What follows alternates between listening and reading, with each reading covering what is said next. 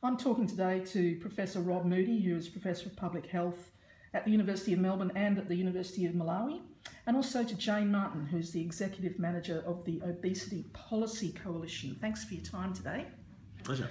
You two have co-authored along with Penny Tolhurst a perspective for our 4th of April issue on prevention and the burden of chronic diseases in Australia. What is that burden? It's, 9 out of 10 deaths are related to non-communicable diseases in Australia, and that's related to physical inactivity, poor diet, tobacco and alcohol. Yep. And I mean, the cost, I guess you can see now in the Australian healthcare system is large and growing. And the point that we're really trying to point to make is that unless we do start to invest more cleverly in prevention, then the burden on the healthcare system will be simply unsustainable. You might even say it was our failure to convince our political leaders, our community leaders, that investment in prevention is both important for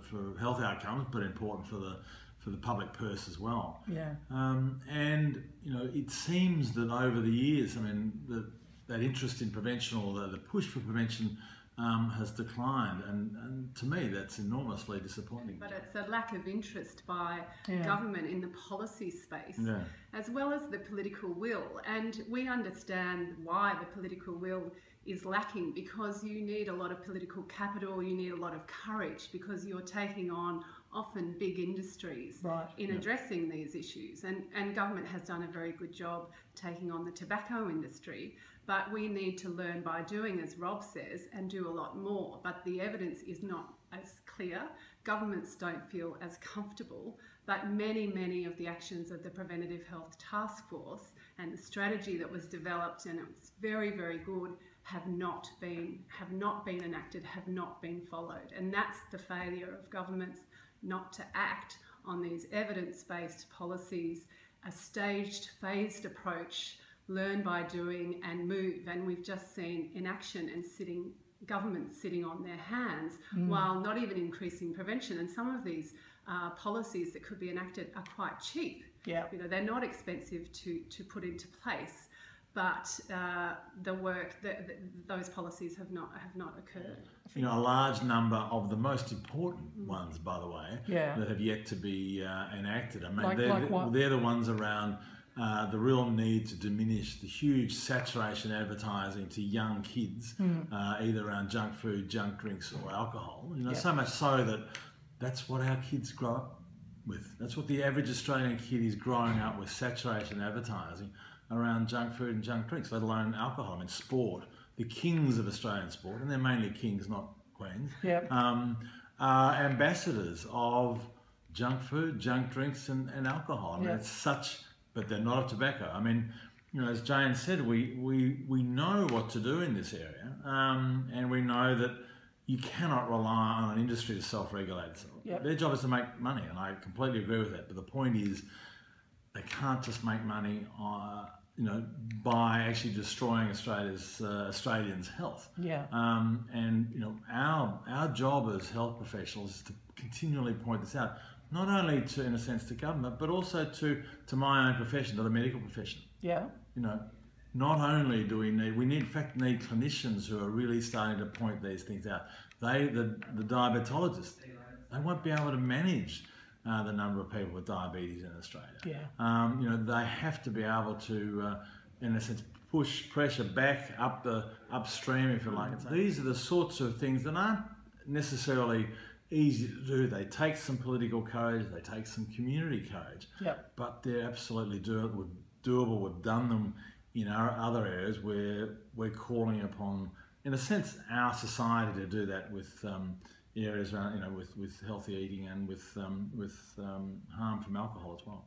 So basically, politicians are just scaredy cats. Well, I think at the moment that the politicians, I think because of the mining tax and the carbon tax, are more scared of the Australian Food and Grocery Council than they are of voters. And until we actually change that dynamic, where that voters really do count, and that's why, to a certain extent, we we do need a greater level of parental interest and parental activism, I guess, around these issues, because the health of their children that actually counts. But what's been the impact of abolishing the Preventive agency?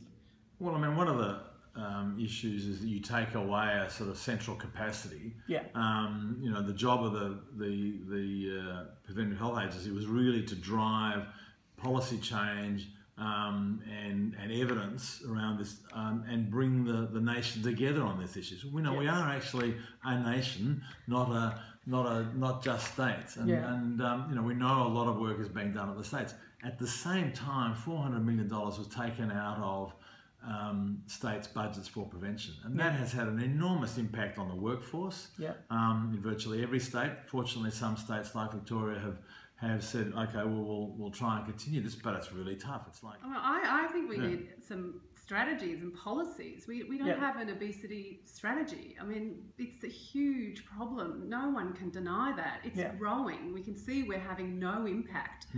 And really, it's that measurable? No impact at all? No impact. And it's no, this is exactly what this paper shows. We're not going to meet the targets. There's no hope at all. It's just we're just flapping in the wind. The average male's put on 6 kilograms in the last 25 years. The average female's put on 5. I mean, we are growing as a nation, and not in a good way. No, and I would just think, well, imagine if 15 years ago we'd actually implemented sensible policies. Yeah. That in fact that hadn't occurred, and in terms of how healthier and lighter would be. I mean, as a nation. I can see this going into the future, and we'll all look back and go, why didn't more happen? And we're almost doing that now. Yeah. I mean, we're almost doing that. So the irony is that we have collectively put on weight. Yep. As a nation. If we want to solve this, we have to collectively do it. Take it off. So it's not like pointing the finger at individuals will not work. Yeah. And it's about creating an environment that actually helps us all. Yeah. It has to be a non-political issues, and this is something for us as a community or as a society or as a nation as a whole.